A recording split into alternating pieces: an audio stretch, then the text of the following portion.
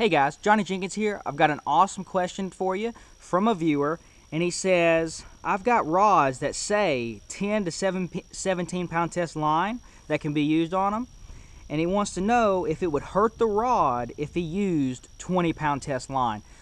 So that's going to be the question for today's video. Starting out, on all the rods that you're going to get, they're going to have a pound test line rating right there on the rod for you, so that you know what pound test line that rod is literally designed for. Okay, so one of the things is that you're not going to hurt the rod. You can use lighter and you can use heavier, and you're not going to hurt the rod. It's not like it's going to hurt the guides or anything like that. You're not going to damage anything like that. But one thing you do want to be concerned about, if you use heavier pound test line than it's rated for, so for in this instance it's rated for, I think he said 17 pound test, and he wants to put 20 pound test. That's what it has here. I might have messed up in the intro, but he has it's rated for up to 17 pound test, and he wants to know if he can use 20.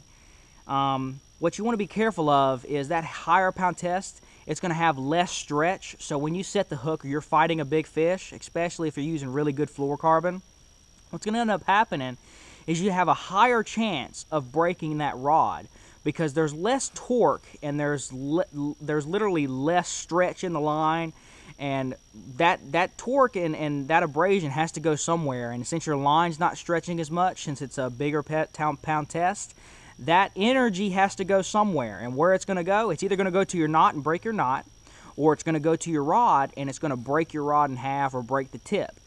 Or it might just pull the hook out of the fish. So just be careful of that. If you maybe loosen my best advice, if you're doing something like that, loosen the drag up just a little bit, so that if you drill one into a fish, that drag will slip, and that pressure, that energy will go somewhere.